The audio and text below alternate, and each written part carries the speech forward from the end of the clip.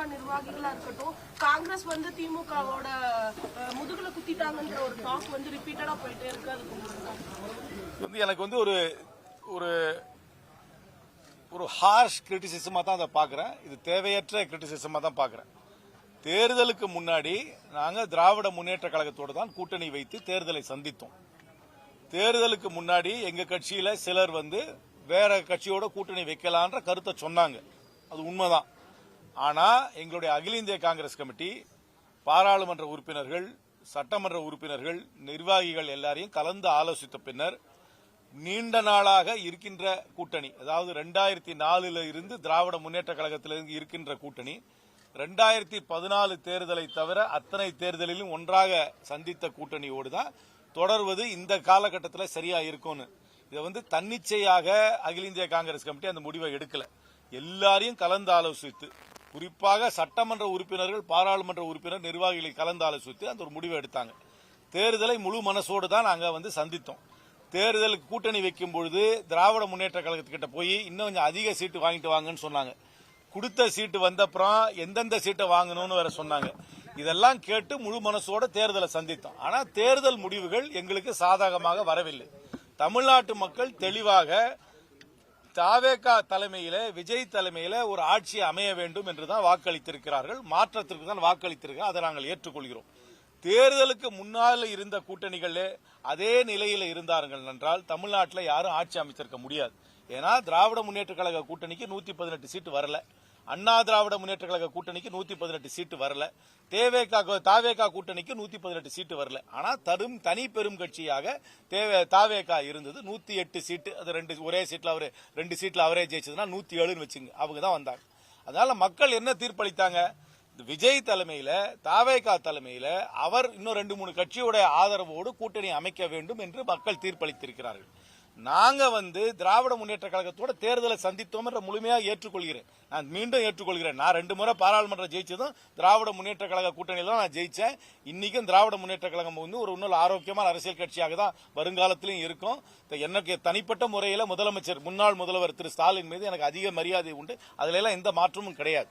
ஆனால் தேர்தலுக்கு முன்பாக இருந்த எந்த கூட்டணியாலும் ஆட்சி அமைத்திருக்க முடியாது. அதனால தேர்தலுக்கு அப்புறம் சில கூட்டணிகள் மாற வேண்டிய சூழல், அந்த சூழல் தான் மக்கள் வந்து அந்த சூழல் வர வேண்டும் என்று தான் வாக்களித்திருக்கிறாங்க. ஐரோப்பிய நாட்டில எல்லாம் ப்ரீ போல் அலையன்ஸ் சரியா இல்லாட்டி போஸ்ட் போல் அலையன்ஸ் ஒன்று வரும்.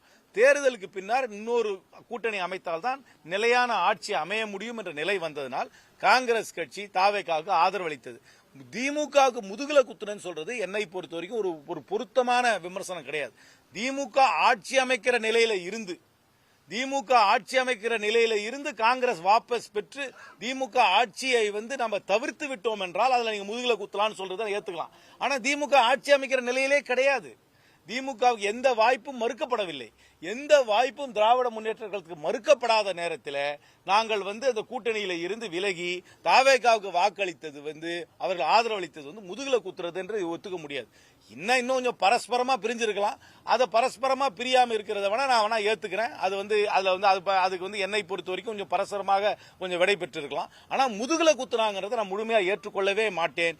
ஏனென்றால் திராவிட முன்னேற்ற கழகத்துக்கு எந்த வாய்ப்பையும் காங்கிரஸ் கட்சி மறுக்கவில்லை. அதனால் முதுகுல குத்துறாங்கன்னு சொல்ல ஏத்துக்கவே முடியாது.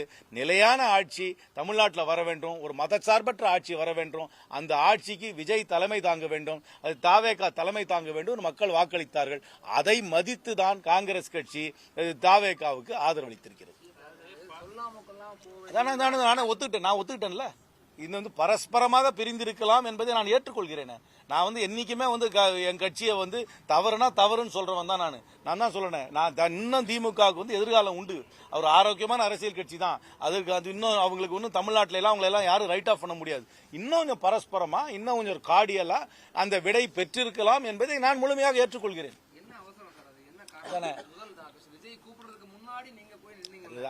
அந்த கேள்வி என்னுடைய தகுதிக்கு மீறின கேள்வி. நான் எடுத்த முடிவு. நான் வந்து இந்த முடிவு எடுத்தது சரியான முடிவு தான். நாங்க வந்து தாவேகாவுக்கு ஆதரவு அளித்தது தான் சரியான முடிவு. அதுதான் தமிழ்நாட்டு மக்கள் வந்து விரும்புகிறார்கள். எங்க கட்சியிலையும் ஆலோசித்த பின்னர் தான் அந்த முடிவு எடுத்தோம். பொலிட்டிக்கல் அஃபேர்ஸ் கமிட்டி, PACன்னு சொல்லுவாங்க.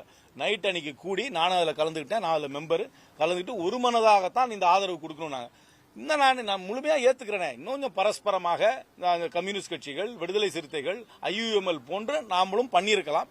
பண்ணல, அதனால ஒரு மனஸ்தாபம் இருக்குன்றதை நான் முழுமையா ஏற்றுக்கொள்கிறேன். ஆனால் முதுகுல குத்துனன்றதை நான் ஏற்றுக்கொள்ள மாட்டேன். ஏன்னா அவங்களுக்கு வாய்ப்பை மறுத்திருந்தால்தான் முதுகுல குத்துறது சொல்லியிருக்கலாம். இன்னும் கொஞ்சம் இவ்வளவு நாள இருந்தது கொஞ்சம் பரஸ்பரமா விலகி இருக்கலாம்ன்றதை நான் முழுமையா ஏத்துக்கிறேன் சொல்றேன். இருக்கிறது 5 தானே, மேக்சிமம் 5 கொடுக்கலாம், ஏதாவது கொஞ்சம் கொடுக்கலாம். இல்ல அது கரெக்ட். அவர் ஓட் ஆஃப் கான்பிடன்ஸ்க்கு அப்புறம் தான் எக்ஸ்பான்ஷன் எப்பவுமே பண்ணுவாங்க. அவர் அவருடைய கட்சியை சார்ந்த 8 பேர் 9 பேர் அமைச்சராக்கி ஓட் ஆஃப் கான்பிடன்ஸ் நேற்று தான் நடந்திருக்கு. வாக்கெடுப்புல அவர்கள் பெரும்பான்மையை நிரூபித்துட்டாரு. இனிமே எக்ஸ்பாண்ட் பண்ணுவாரு. அப்புறம் எந்தெந்த கட்சிகள் அரசாங்கத்தில் சேருவாங்கன்றது அவர் கன்சல்ட் பண்ணி அவர்களும் இனிமே பரவலா மற்ற ஏரியாஸ் எல்லாரும் சொசைட்டியில் இருக்கிற எல்லா குரூப்ஸையும் அவர் ரெப்ரசென்ட் பண்ணி ஒரு கேபினெட் அமைக்கிறதுக்கு இது வாடிக்கையா நடக்கிறது தான். ஃபர்ஸ்ட் டேவே நடக்கணும்னு அவசியம் கிடையாது. இது நார்மல் தான். அது எப்படி கணிக்கிறது? இந்த தேர்தலுக்கு முன்னாடியே எங்களால கணிக்க முடியல, இதுக்கப்புறம் கணின்னு சொன்னா நான் என்ன சொல்றது?